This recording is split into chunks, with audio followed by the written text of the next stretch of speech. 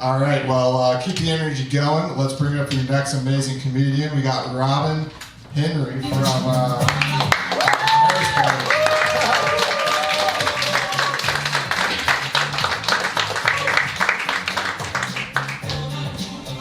Hi, church. Thanks for coming out tonight. I work in an office where we attend work funerals. That sounds weird, I know. It's actually when a coworker has a family member pass away. We all get together and go to the funeral to support our colleague.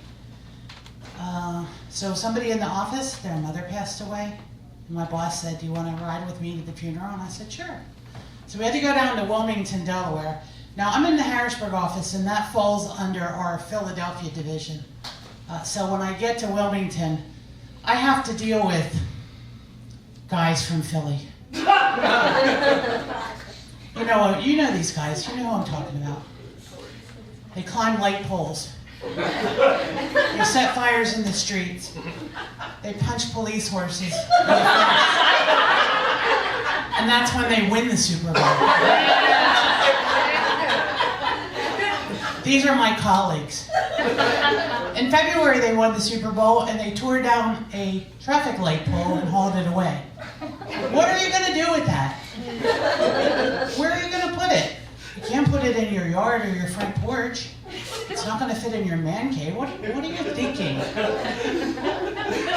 These are my colleagues. So we get there, they're out front of the church, fist bumping, high-fiving, like acting crazy. Some other guys from Philly went to a Phillies game, this one guy, and he took an emotional support alligator. Thankfully, the security at Citizens Bank Park said no. We can't let a dum-dum like you into the stadium. One time at an Eagles game, the Eagles fans snowballed Santa Claus. Every time I say to a guy from Philly, "How can you do that?" they always say the same thing. "He was a bad Santa." I go, "What does that mean?" "Oh, he was dirty and he was drunk and he was smoking cigarettes and drinking a beer." And I go, "Wait a minute, this guy just delivered gifts to children all around the world. All he wants to do is take a break and watch an Eagles game.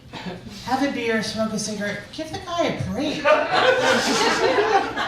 "Oh no, he was a disgrace to the name of Santa Claus." I go, "He's not real." He's not a real person. "Oh no, you just don't get it." "Yeah, I don't get it." These are my colleagues. So my boss says to me, "Look, this is a full Catholic Mass. We're not staying for the service.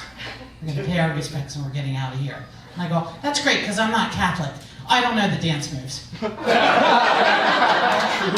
"You guys go down, I'm standing up. I go down, you're up.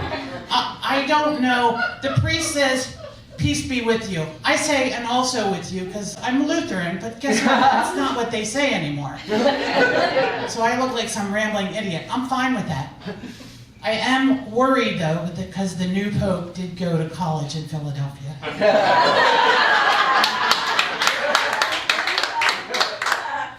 Pray to God he doesn't start breakdancing somewhere. Or, being a guy from Philly. We can only hope. Anyway, so we leave there. My boss and I, we go with two of our other teammates out for a bite to eat. We go to IHOP. I'm the only female, so I get to order first. I'm going to have a 2-egg breakfast and a pancake. And the waitress says, "I'm sorry, I can't sell you a pancake." And I go, "Excuse me?" She said, "No, I can't sell you a pancake unless someone else at the table orders pancakes." And I look at the guys, and I'm looking at them for help, and they're just looking down at their menu. They don't even want to get involved. I said, "I can't buy a pancake?" And she said, "Well, no, but maybe you can only buy a pancake if other people at the table buy pancakes." And I go, "Oh." And she said, "Maybe someone will get pancakes and they'll give you one of theirs." And I'm thinking, I don't really want someone else's pancake. So my boss says, let me order. He says, I'll take a 3-egg omelet and a short stack. You can have one of mine. And I'm like, oh, thanks. I don't want my boss's pancake. But I can't tell him I don't want his pancake because he's the boss. I don't want to offend him. And I am so out of my mind that I can't buy a pancake that I don't realize now that he bought pancakes, I can buy a pancake. I totally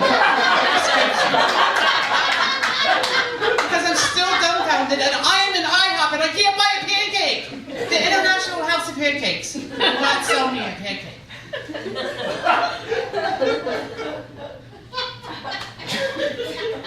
So I begrudgingly ate the pancake because he's the boss. So, look, it's not her fault. I do feel sorry for waitresses and other workers that have to pass on stupid decisions from bosses that they work for. I don't want to be a waitress. But guess what? Places are starting to recruit me to work at their restaurants. I'll give you an example. My friend and I are at Ruby Tuesday. I order a dinner. I would like a salad. But you can have the salad bar. Now, I really like a good salad bar. Love it. But I realize now I have to make my own salad. But I'm okay with that because I get to pick and choose what I want. You know, if there's any hair on it, it's going to be my hair. You know. Okay, I get it. I do sort of hate that I have to pay extra for it when I'm doing their job. But again, I like a good salad bar. So we enjoy our meal, and the waitress comes and she brings the check and she sees that we're going to pay with a credit card, so she says, I'll be right back. So she brings this credit card machine and she hands it to me. And I'm like, now look, it's not one of those ones on the table that you play games on with the kids and everything. And you stick it. No. This is the one they use in the back. She hands it to me, and I'm like, and she's like, yeah, you just swipe it and do the thing. And she walks away. And I'm like, I'm not the waitress. I've never done this before. But it's not hard. It's just that I don't want to be a waitress. So I swipe it. She comes over and she's like, would you like a printed copy? And I go, yeah. And she's like, okay, just push that button. Why don't you push the button? So I push the button, I sign the copy, I push another button, I give it back to her, and we're out of there. Now, there are some places that don't want me to be a waitress. So my friends and I, we went to Macaroni Grill. We're in this really big booth, and I'm in the very corner. So we order our meals, and mine comes out, and the waitress brings it, and she said, this is very hot, don't touch it. Okay. She slides it over in front of me. Everybody gets their meal. She comes back, would anybody like grated cheese? And I go, I would. And so I look at my plate, now I can't touch it. And she can't reach it because she's way over there. And she's not going to do this with the cheese. So we're kind of at a stalemate. So I reach over, and she goes. I thought, I'm not able to operate a cheese grater? At the last place I went, I ran the credit card through the machine and made my own salad. Do you think I could use the pepper grinder? No, probably not that either. So I'm like, how am I going to get cheese on my dish? And so there's a napkin lying there, and I go, can I pick up my dish with this napkin? He's like, oh yeah, that's a great idea. Yeah, no kidding. So I pick up the dish. She grates the cheese on it. It's all good. Like I said, I don't really want to be a waitress. Other places are trying to get me and my friends to work there. My friend went to the eye doctor. She showed him her glasses, handed them over. She said, are these bifocals? My friend said, yeah. She said, no, I don't think they are. Now, this is a young girl just out of school. And she said, no, they're bifocals. I know, they're no line bifocals. And she goes, no, they're not bifocals. She puts them in this machine. And then she turns the machine and says to my friend, look at the numbers. Look, right here. My friend's like, I have no idea what I'm looking at. Like, I'm not trained to do that. No, right here. And my friend afterwards is like, I don't want to work. I don't want to be an eye doctor. Like, then she leaves and the real doctor comes in and he's like, oh, how are your bifocals? And she's like, oh, it's just crazy. I do not mind going to Giant or the local supermarket wherever you live and checking myself out. I don't mind that because I am happy to put my eggs and bread on the bottom of the bag myself. Rather than letting some dumb kid do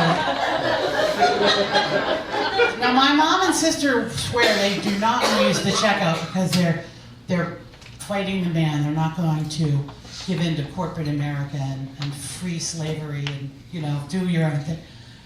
Yeah, I'm not standing in line for the one cashier they have open all night.